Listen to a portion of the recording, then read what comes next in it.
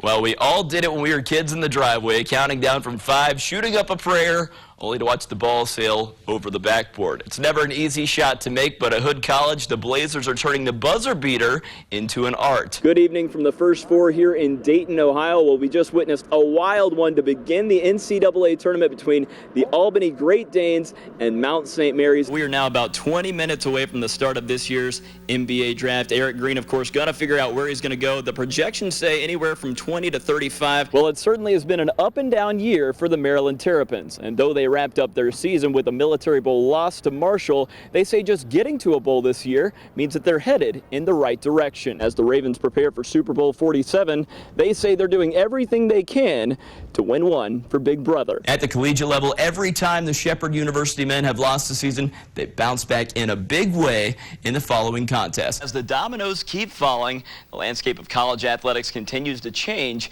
as the University of Maryland is officially joining the Big Ten Conference. After just missing a trip to the Super Bowl in last year's AFC Championship, the Baltimore Ravens once again got their shot at the New England Patriots. But this time it was the Ravens that came out on top. They started off 1-4 last year in NEC play. This year 2-2, and again they got hot last year. So this year, start that fire a little earlier.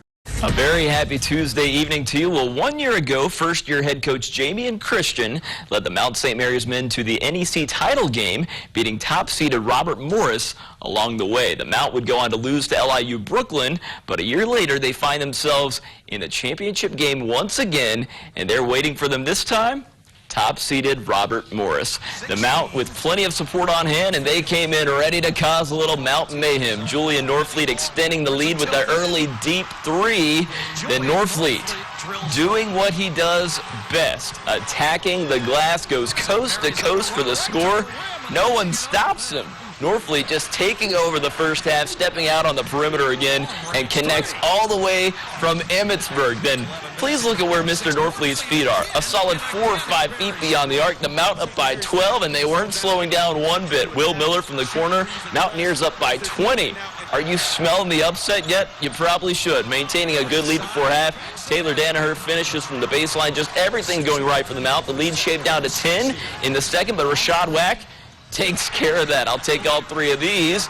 Thank you very much. Then Wack with the steal. Oh, yeah, and the slam on the other end. The Mount wins their 4th NEC championship, their first since 2008, taking down Robert Morris 88-71. So while the Mount was pulling the upset in Moon Township, PA, back in Emmitsburg, the Mount St. Mary's students and fans were having a blast watching their team back home. They gathered at various places, including the Ott House in downtown Emmitsburg, as well as the Student Center on campus, cheering on their Mountaineers. And when the clock hit all zeros, they erupted, as you might imagine, as you can see here, into jubilation on a night all Mountaineers will never forget. I feel great. You know, it's a great accomplishment for the guys, and I think they're going to do really well. They're going to put up a fight, and this win tonight and the win over Wagner last week just proves that they're in it to win it. I was playing great basketball, and they're playing great D, putting up the shots. It's doing amazing right now. I'm ecstatic right now. This is the greatest moment of my 4 years here.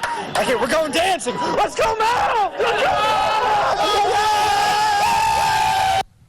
You can't beat that. That kid was excited. Why not? Why not? Well, at the high school level, we've reached the final regional rounds in West Virginia with the Washington Patriots looking to ride into states with an undefeated record. Washington, a perfect 23-0 on the year, needing a win against Elkins to advance to the state tournament. Pats up 36-21 already in the second, adding to it. Austin Shields connects on the jumper. Then the kick out goes to Kendall Coles, and that 3-ball splashes down. Washington can also play a little defense.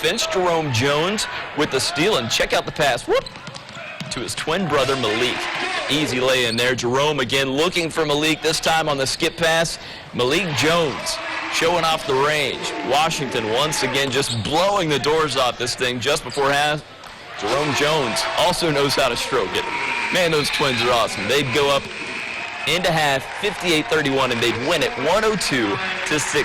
Hedgesville on the road at Lewis County, and the Eagles down in the first, but making a run. Kamani King scores off the rebound, and we're all knotted up at 17. Then just before the half, C.J. Burks lays in 2 of his 18 points. Eagles lead by 5 at the break, 24-19. In the third, the Eagles start to take over. Burks with another strong take. Hedgesville up 8 points now, and they would outscore Lewis County 13-3 in the third. Theodore Carter explodes to the hoop. Hedgesville up 15 through 3. Then in the fourth, Hedgesville puts it away. Deion Taylor corrals the loose ball, puts it home. Hedgesville allows only 9 points total in the second half en route to a 56-28 win. In Maryland, a few of our local high school basketball teams have put themselves in position to potentially bring home a state title by the end of the week. That includes the Walkersville girls. The Lions will meet Patterson Mill tomorrow night, and they say they're expecting to play their best when it means the most. We're all connected. We all love each other. We're like a huge family, and we're so close. So it's awesome. We've been playing together since like 4th grade.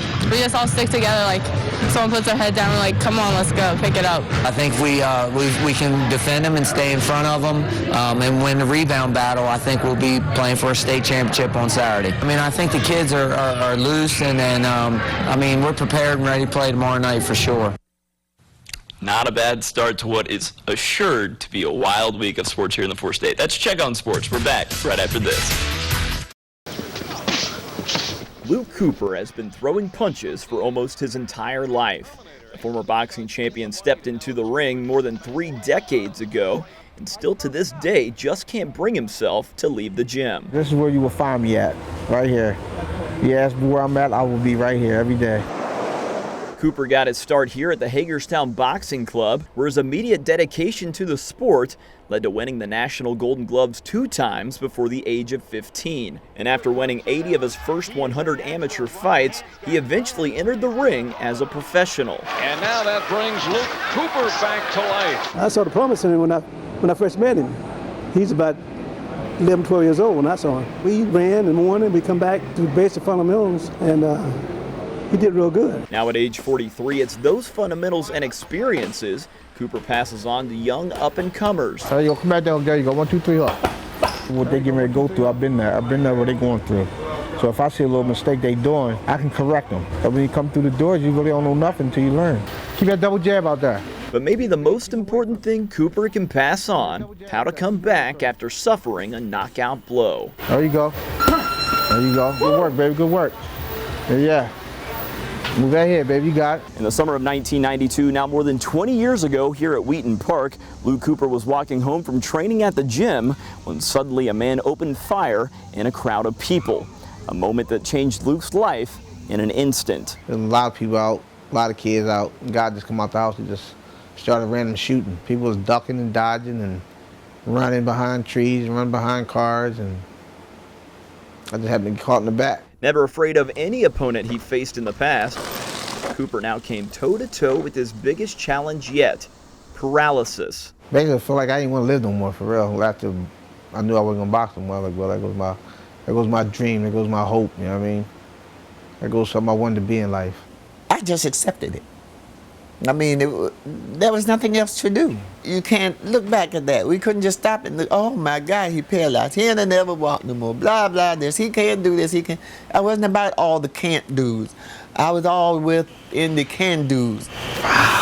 Originally told by doctors that all 4 of his limbs would be paralyzed, it was what Luke could already do in the ring that strengthened him in the chair. Because of that body strength he had from boxing, being a boxer, is what helped him to motivate from his waist up.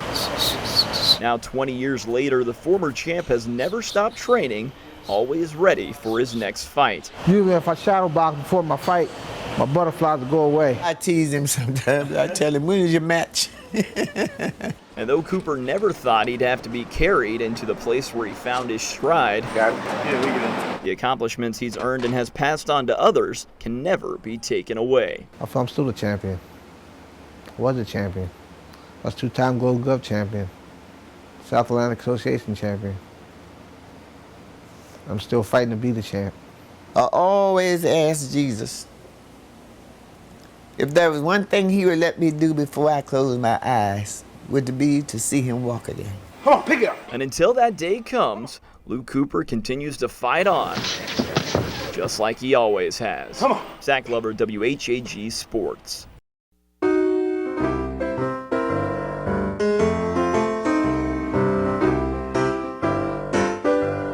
While it looks like a scene out of the 1800s, the popularity of old-fashioned high-wheel biking in present-day Frederick, Maryland has grown with the size of the bicycle's big front wheel. I bought a small one, it was a 36-inch, liked it, bought a 48-inch, liked it, and now I ride a 53-inch. It's a little kid, big wheel in the driveway quality. I'm just tickled to death riding it in circles in a parking lot. Frederick is home to the nation's only high-wheel bike race, and as you might expect, those that participate say it's quite different from your average bike ride. Every time you ride one of these, you earn the miles that you ride because you're constantly pedaling. You can't always just coast. It's just you and the bike, and there's nothing like that. There's no modern day bike that you get that, because there's always chains, there's always mechanical noise involved, and these bikes are so simple that you just eliminate all that. One of the hardest parts about riding a high-wheel bike is simply just getting up on it. But once you're on it, it's just like riding a bike without brakes. It's like a freight train.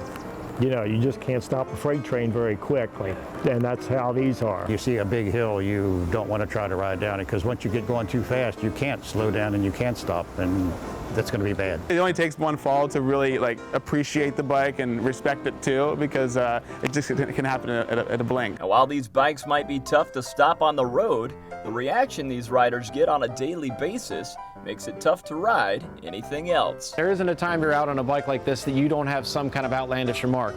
Most everybody says, do a wheelie, or how's the weather up there? I found that riding this, you get more respect, even from kids. Kids will come by and they'll stick their thumbs up, you know, or they'll toot the horns and wave, you know, and hey, that's cool. Whether racing for the win or simply riding for enjoyment, these historic high-wheel bikes will be kept alive as long as these peddlers keep their big wheels turning. In Frederick, Zach Glover, WHAG Sports.